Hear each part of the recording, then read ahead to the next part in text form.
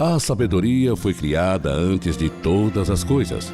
A inteligência prudente existe antes dos séculos.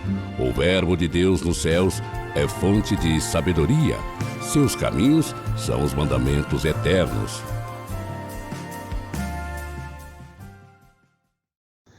Olá, meu irmão, olá, minha irmã, sejam bem-vindos ao canal Palavra de Sabedoria. Obrigado por escolher nos acompanhar nas novidades, nas postagens que nós fazemos aqui no canal. Se você já é inscrito, ótimo, e se você ainda não se inscreveu, faça isso agora. Para quem já se inscreveu também, ative o sininho das notificações, é muito importante para receber as nossas novas postagens. Pega a sua Bíblia, vamos ler juntos mais uma vez a Palavra de Deus. E ela está hoje no livro dos Atos dos Apóstolos. Vamos ler no capítulo 1, o versículo 14. E no capítulo 2, os versículos de 1 a 4. E ali nós vamos encontrar a seguinte leitura. Capítulo 1, versículo 14. Todos eles perseveravam unanimemente na oração, juntamente com as mulheres, entre elas Maria, mãe de Jesus, e os irmãos dele. Capítulo 2, versículo 1. Chegando o dia de Pentecostes, estavam todos reunidos no mesmo lugar. De repente veio do céu um ruído como se soprasse um vento impetuoso e encheu toda a casa onde estavam sentados. Apareceu-lhes então uma espécie de línguas de fogo que se repartiram e pousaram sobre cada um deles. Ficaram todos cheios do Espírito Santo e começaram a falar em outras línguas, conforme o Espírito Santo lhes concedia que falassem. Essas são para nós hoje palavras do Senhor. Bem, a palavra de Deus, ela nos leva sempre a revisitar os acontecimentos dos tempos de Jesus, até para que nós possamos compreender e contextualizar melhor tudo o que aconteceu na época, o que nos ajuda também a resgatar em profundidade a origem e o vigor da mensagem do Evangelho, da mensagem da Palavra de Deus. Não é difícil imaginar o que se passou no coração dos discípulos e seguidores de Jesus após a sua morte. Veja bem, eles viveram uma experiência extraordinária para qualquer ser humano. Por quê? Porque eles haviam caminhado com o Filho de Deus, ouviram a sua voz, o poder das suas palavras. Eles presenciaram milagres extraordinários, vislumbraram a plenitude e a magnificência da divindade na pessoa do Senhor, ali ao lado deles. Por mais que Jesus tivesse esclarecido sobre como seria a sua morte e os motivos dela, por mais que ele os prevenisse sobre a sua ressurreição e ascensão aos céus, o entendimento e os sentimentos dos discípulos ainda não tinham absorvido a dimensão sobrenatural de tudo que havia ocorrido e que iria ocorrer no meio deles. Naquele momento em que eles estavam ali reunidos no cenáculo em oração, eles estavam buscando absorver e digerir os acontecimentos, mas também, em virtude da sua natureza humana limitada, eles encontravam-se escondidos com medo dos judeus e buscavam preservar suas próprias vidas, temendo ter que enfrentar a mesma morte como a de Jesus. Por quê? Por ter caminhado com o Senhor, compactuado com as suas ideias e por representar então um perigo para as autoridades religiosas e o poderio romano dominador daquela época. Essa era a situação dos discípulos. Jesus, na verdade, compreendia a fragilidade dos discípulos, suas limitações, seus temores.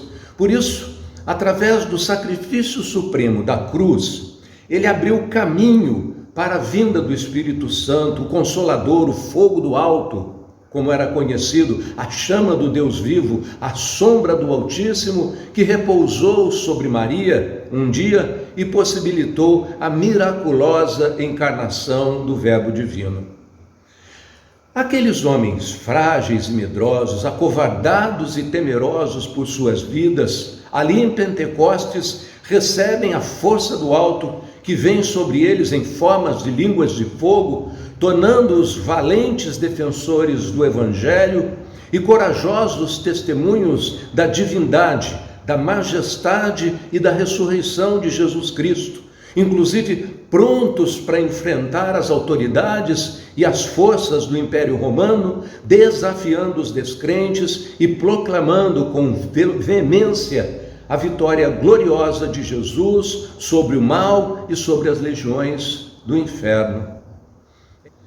Essa é a virtude do Espírito Santo, virtude do qual todos nós devemos receber a efusão para sairmos da nossa miséria humana também e de nossa insignificância, levantarmos a cabeça e fortalecermos nossas almas e enfrentar também nos dias de hoje as potências do inimigo de Deus, as hostes avassaladoras do pecado e do mal que estão por aí, que insinuaram-se por toda a nossa cultura moderna, pela religiosidade humana, pela estrutura da sociedade, as hierarquias, contaminaram povos e nações, inoculando um veneno do neopaganismo e espalhando suas doutrinas, seus ensinamentos, seus hábitos e seu comportamento errado, com a finalidade de privar os homens da graça de Deus. Mas, antes de finalizar a nossa reflexão, eu preciso enfatizar que, para a vinda do Espírito Santo, para que ela ocorresse, primeiro, eles perseveraram unanimemente em oração. E Maria, a mãe de Jesus, a esposa do Espírito Santo, estava com eles. E a presença de Maria foi primordial, porque assim como ao dizer o seu sim, ela concebeu e deu à luz ao corpo físico do Filho de Deus, mais uma vez ela estava ali, entre os discípulos, dizendo o seu sim ao Espírito Santo, para que no evento sobrenatural de Pentecostes, ela exercesse o seu papel materno mais uma vez, mas agora de conceber o corpo místico de Cristo, que é a Igreja nascente. Ao longo de toda a história, a Igreja perpetuou a presença de Jesus nessa terra e em incontáveis momentos, sob a orientação e direção do Espírito Santo, ela transmitiu à humanidade os ensinamentos de Jesus, realizando em nome do Senhor portentos, prodígios e milagres grandiosos. A Igreja viu também verter o sangue de milhares de mártires em testemunho do amor divino e da graça maravilhosa que Deus oferta generosamente para todo aquele que crê no Filho único de Deus, feito homem, Jesus Cristo, pela nossa salvação. Vamos rezar agora.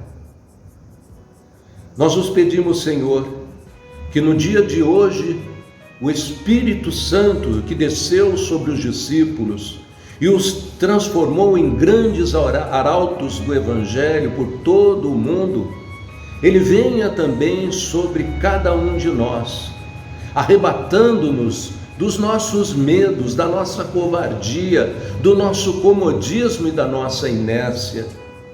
Que o Espírito Santo de Deus promova um sobrenatural abalo santificador em toda a nossa igreja, fazendo com que os fracos se tornem vigorosos, os acovardados se tornem destemidos e valentes, os acomodados e melindrosos se convertam em cristãos intrépidos e ousados e em homens verdadeiramente fervorosos no serviço do reino. Vem em nosso socorro, Senhor, e revitalizai a vossa Santa Igreja com o vigor espiritual de que ela tanto necessita nos dias de hoje, para enfrentar as adversidades desse século. E pedimos a Ti, Maria, Santa Mãe de Deus, esposa do Espírito Santo, que interceda por nós e por um novo Pentecostes na Igreja de vosso Filho. Amém. Em nome do Pai, do Filho e do Espírito Santo. Amém. Até o nosso próximo encontro.